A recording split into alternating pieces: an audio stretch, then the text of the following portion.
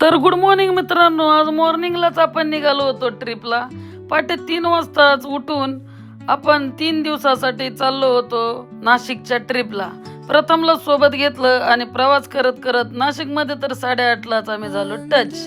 पण नाशिकमध्ये एकदम मुश्किलीने एक स्नॅक सेंटर भेटलं, तिथं नाश्ता वगैरे केला आणि 1 तासाने पेरूवाली दिसली, तिथं पेरू घेतला. सगळीकडे द्राक्षाचे बाग आम्ही पहिल्यांदाच पाहत होतो आणि भारी वाटत होतं. तर आपण जात होतो सप्तशृंगी वनी देवीला.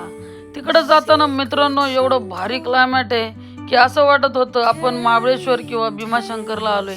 एकदम छान क्लायमेट मध्ये आम्ही एंट्री केली वनी देवीच्या कमानीतून आतमध्ये घाटामध्ये. तर बाप रे बाप क्या बात आहे. मॅडमचं टचअप चालू झालेलं होतं, कारण देवीला जायचं म्हणजे आमच्या देवीला बी सजलंच पाहिजे. अखेर गडावर पोहोचल्यानंतर देवीसाठी वटी वगैरे सगळं घेतलं. आमचे मित्र अर्णव यांच्या फॅमिलीच्या ओळखीमुळे आमची इथं 2 तास वाचले आणि लिफ्टने आम्ही एकदम 5 मिनिटाच्या अवधीमध्ये वर पोहोचलो. तिथे एकदम छान वातावरण होतं. अखेर वर गेल्यानंतर मात्र आम्ही एकदम प्रामाणिकपणे लाईनने दर्शन करायचं ठरवलं. माकड दादा तिथं उपस्थितच होते खाऊ खाण्यासाठी. रोम रोम भाइयों.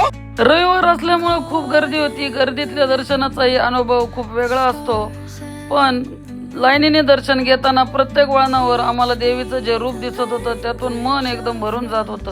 अखेर छान दर्शन घेऊन देविका मॅडमची शॉपिंग चालू झाली आणि आम्ही निघालो गडाच्या खाली जायला. तिथे एक धबधबा होता, तिकडे आम्ही मस्तपैकी एन्जॉय केला, फोटो वगैरे काढले आणि दुपार कधी झाली समजलंच नाही.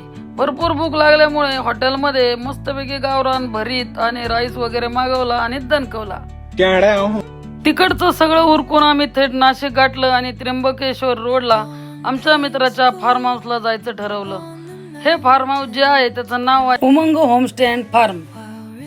ह्या फार्म हाऊसची खास खासियत अशी आहे की ती एकदम मस्त खेडेगावामध्ये एका डोंगराच्या कुशीत आहे आणि त्या फार्म हाऊसच्या आजूबाजूला अर्णव आणि त्यांच्या मंडळी पूजा वहिनी यांनी आम्हाला सगळा परिसर फिरून दाखवला.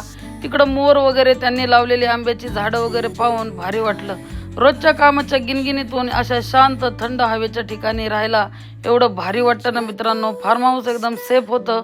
आतमध्ये आल्यानंतर झाडं वेली पाहून तर अजूनच मन आमचं बहरलं.